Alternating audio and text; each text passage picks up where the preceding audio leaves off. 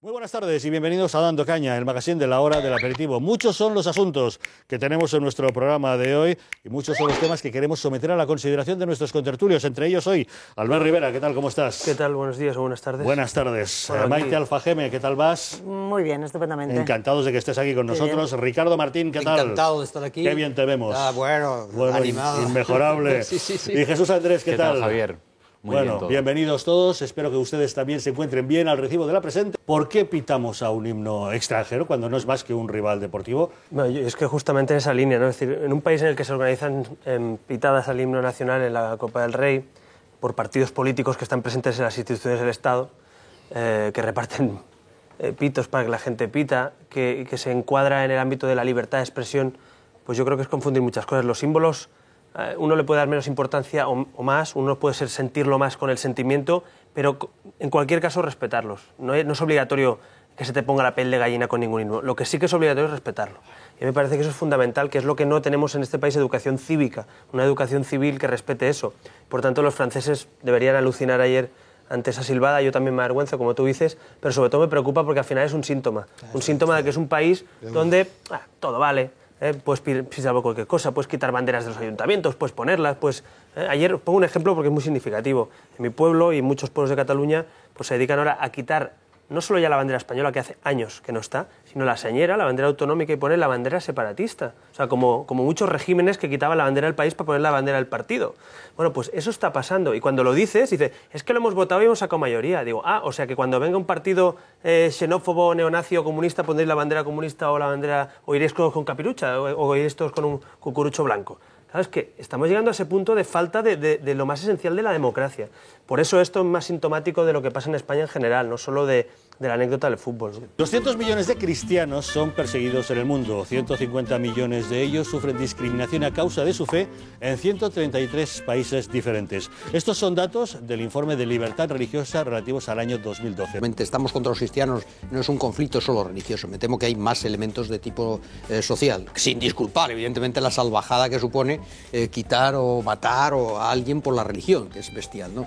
Yo creo que la dimensión espiritual de las personas es que es inherente a la propia persona. Seas creyente de un dogma o no. Es decir, la dimensión espiritual, el preguntarse qué hacemos aquí, es una cosa intrínseca a la persona. Y eso, intentar cortarlo, intentar quitarlo, es amputar una parte de la persona, ¿no? del ser humano. Entonces me parece una barbaridad, insisto, para los que creen, igual que me parece una barbaridad que impongan a alguien una religión, como está haciendo el fundamentalismo islámico en muchos lugares. Y ya lo último es confundir la dimensión dogmática, no digo espiritual, dogmática, es decir, un dogma de fe, y confundirlo con la ley, y hacer ley lo que es un dogma. Eso me parece, estoy hablando lógicamente de lapidaciones, de todo lo que está pasando en el mundo, que me parece muy grave, y ahí yo creo que sí que Occidente a veces es muy cobarde. Anoche se celebró el segundo gran debate electoral en Estados Unidos para las presidenciales. Según los analistas, el que ganó esta ocasión fue Barack Obama, a diferencia del anterior, en el que había sido Mitt Romney, el republicano, quien al parecer se había llevado el gato al agua.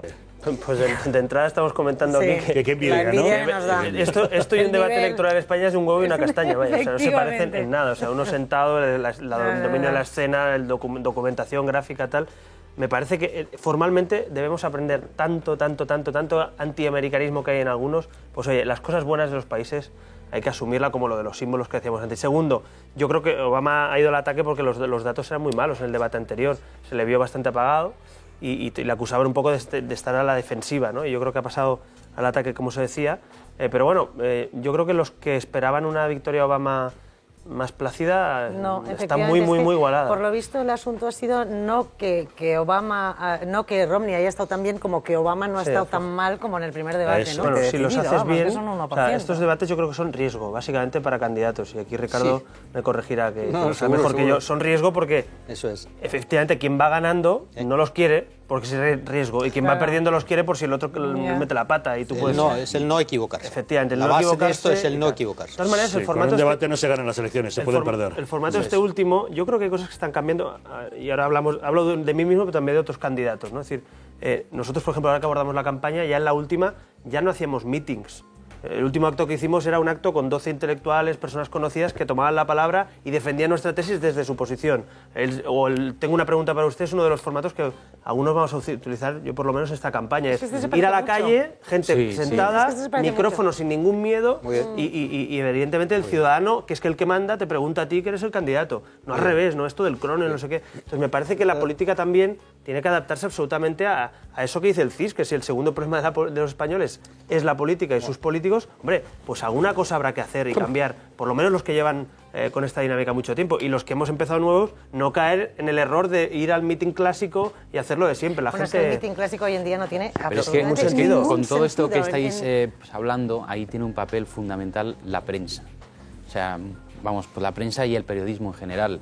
Es cierto que en Estados Unidos hubo un boom de prensa escrita, no había prácticamente limitaciones para montar un periódico, cualquiera podía montar un periódico, todos querían ser periodistas, porque allí se concibe el periodismo como un poder fiscalizador del poder constituido, ¿no? Es televisión, ¿no? Quien manda en este sistema político son una partitocracia o 4 cúpulas de partidos que mandan en todo. Porque es una por tanto, si tú pudieras oponerte oponerte, decir, no, mire, usted viene a este formato, y si no viene, la silla se queda vacía. Y usted no está, pero otro candidato ha dicho que sí. Yo puedo explicar aquí casos de tela, la campaña, o sea, de casos, un ejemplo que pasó una vez con el caso Palau, que fue muy polémico. Bueno, pues hubo un periodista de un medio de comunicación público que quiso hacer un debate sobre aquello que estaba pasando. Y todos los partidos, excepto el PSC y CiU en aquel momento, dijeron que íbamos al debate sobre el caso Palau y la comisión, un tema muy sonado, ¿no? Bueno, pues dijeron que no había debate. O sea, tensando para que no hubiera debate. Y tuvimos la suerte que hubo un periodista, como tiene que ser, y dijo, si no vienen ustedes, se queda el micrófono y la silla vacía y diremos que no han querido venir. Y claro, como estaban implicados los dos, unos por el Pretorio, otros por el Palau, esa misma noche convocaron y vinieron. ¿Quién era periodista? Dilo porque merece. Sí, Manel Fuentes. Pues Manel Fuentes, que está en Cataluña Radio, en un medio público, y tuvo lo que yo creo que debe tener un periodista. Es decir, oiga, el debate es de interés general y está en una teleradio pública. Si usted no quiere venir, no venga. Pero aquí se hace. Y cuando dijo que se quedaba la silla vacía, esa noche... Digo, sin quitar mérito. Operación Emperador, que como decimos sigue abierta y veremos cómo se van clarificando las cosas. Bueno, sin duda hay que felicitar a la policía porque la operación es importante contra el blanqueo de dinero, ¿no? Y además a mí me gusta que se haya culminado y nos hayamos enterado los medios de comunicación cuando ya está la operación ejecutada, de la Audiencia Nacional, además, que es la que ha puesto en marcha. Yo, como soy partidario de la Audiencia Nacional, ya lo digo, y mucha gente dice que la quiten, que no es que eso sobra ya. No, la Audiencia Nacional es un gran invento, es para este tipo de delitos masivos, además del terrorismo, por supuesto. Se calcula que sacaban de España entre 200 y 300 millones todos los años. Da idea de la importancia de la importancia o de la gravedad de la mafia china en nuestro país, pero sobre todo, desde mi punto de vista, da idea de la dejación de la vigilancia aduanera durante muchos años. Quiero decir, aquí tenemos un problema gordo. No, yo es que con lo que ya habéis aportado, y además es un tema que está abierto, que todavía hay muchas cosas por saber, no creo que yo, además, como cargo público, pueda aportar nada más de lo que ya es, que es el puro respeto a la justicia. Lo de la comunidad china, de todas maneras, sí que es verdad que en algunas zonas de España, y también es políticamente incorrecto decirlo, pero en algunas zonas, en Barcelona también, ha habido durante mucho tiempo cierta preocupación con la competencia desleal. Y lo digo porque hay muchos comerciantes españoles y mucha gente española, pues que durante años, es verdad que eso se está cambiando, pero durante años pues hubo competencia desleal, es decir, a la hora de competir, no cotizaban, no pagaban impuestos, no pagaban nada. Y la sigue habiendo, cuidado, sí, no, es que probablemente hay que revisar los tratados. Está cambiando, claro, está cambiando porque se está forzando a cambiar, pero todavía...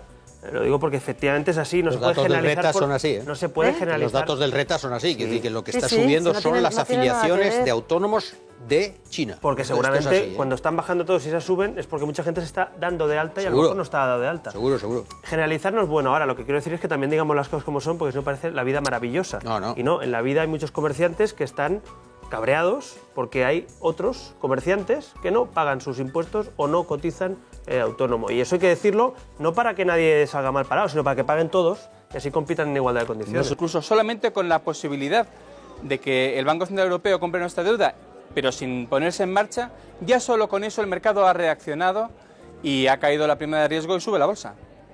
¿Algún apunte al respecto? Yo soy inculto financiero. Yo lo era. Inculto financiero porque si eso funciona me declaro inculto financiero.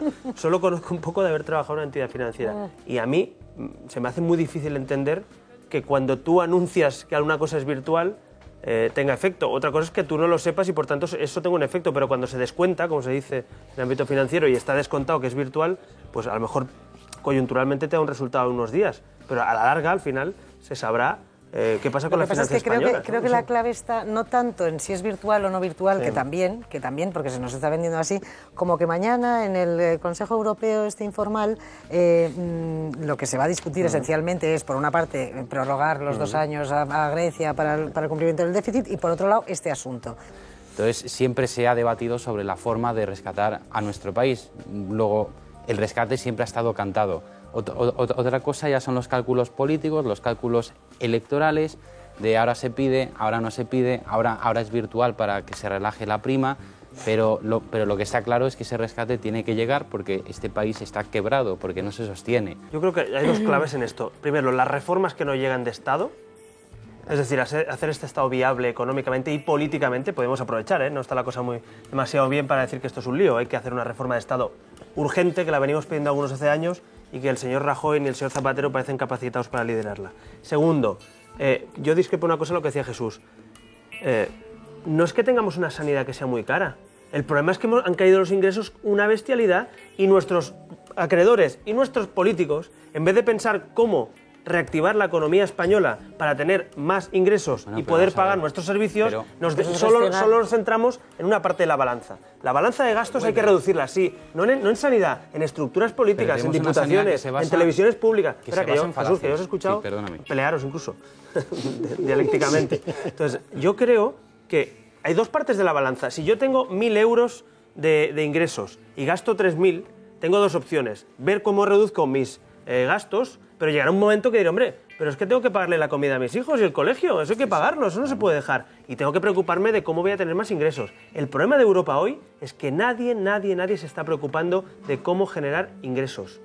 No se está preocupando nadie. Y se piensan que subiendo impuestos vas a generar más riqueza. Todo lo contrario. Por tanto, la preocupación es que esa contabilidad inmediata está llevando a tomar decisiones tácticas, no estratégicas. Y yo creo que hace falta una agenda de pagos para que España e Italia salgan de esta. El Tribunal Constitucional ha declarado inconstitucional un artículo del Estatuto del Consumidor en Cataluña.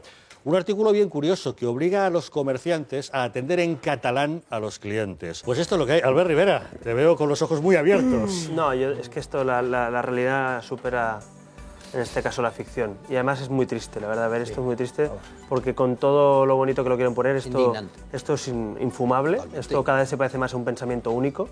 En Cataluña discrepar tiene un coste tremendo hoy, y encima discrepar de cosas tan absurdas como esta, que es de sentido común. Por tanto, a mí me parece durísimo tener que vivir en mi tierra, teniendo que aguantar a líderes políticos insumisos ante la legalidad vigente, que lo dicen con esa sonrisa, como lo ha dicho el señor Homs, que hacen un reto a la convivencia y al orden constitucional, que hacen vídeos para adoctrinar a los inmigrantes mintiendo sobre nuestra historia, sobre la gran característica de los catalanes, la obvian, que es que somos bilingües. Es la única característica, todo el mundo tiene una lengua, lo difícil es tener 2.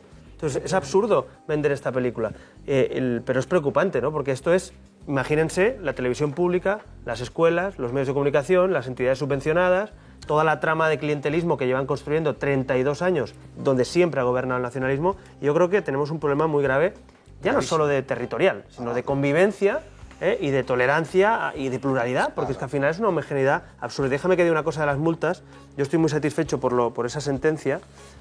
Como entenderán Ciudadanos, pues lo hemos defendido siempre. Era absurdo multar, bueno, era patético multar a la gente por la lengua que use oficial, pero es que ha dicho una cosa Homs que es muy grave. Es decir, es que no vamos a cambiar el Código de Consumo actual porque esta viene de antes y por tanto intentará hacer obviar la doctrina constitucional. Mire, nosotros llevamos al Defensor del Pueblo el Código de Consumo actual, está recurrido y va a haber sentencia. Por tanto, la sentencia, que no le quepa ninguna duda a Homs y al presidente de Gobierno, que es en la misma línea, lógicamente, que la doctrina constitucional. Y por tanto, vamos a pedir a todos los comerciantes multados que no paguen la multa, que no la paguen, que la recurran, porque la ganamos los tribunales, que no paguen dinero por una multa de la vergüenza por la lengua, que no la paguen, que se gana. Y si necesitan asesoramiento, Nuestro partido se presta, hay asociaciones cívicas como Tolerancia, Convivencia Cívica que lo están haciendo. No se pueden pagar multas de la vergüenza cuando ya están derogadas por un gobierno insumiso. Y lo último, el Partido Socialista de Cataluña, el señor Montilla, puso en marcha el Código de Consumo. Y hay que recordarlo. Y el Partido Popular pactó con CiU la Ley de Política Lingüística, que no la recurrió al Constitucional, y estamos como estamos. Y el Partido Popular ha gobernado 2 años apoyando a CiU y dijo en promesa electoral que no gobernaría con quien mantuviera las multas lingüísticas. Lo digo porque uno ya empieza a estar harto, empieza a estar muy harto ya de decir, no, los nacionalistas son muy malos porque hacen esto y lo otro. Oiga, y el Estado que lo permite, y la mayoría absoluta que tiene Rajoy, y la que tuvo en su día el Partido Socialista apoyándose en Esquerra Republicana. Entonces yo creo que, por favor, empecemos ya a exigir a los partidos nacionales que abandonen absolutamente esas posiciones. Albert Rivera, gracias por habernos acompañado. Maite Alfajeme, hasta aquí hemos llegado. Muchas gracias por haber estado con nosotros. Ricardo Martín, Jesús Andrés, nos vamos, pero volvemos. Ya saben que todos los días a la hora del aperitivo nos pueden encontrar aquí, en Dando Caña. Adiós.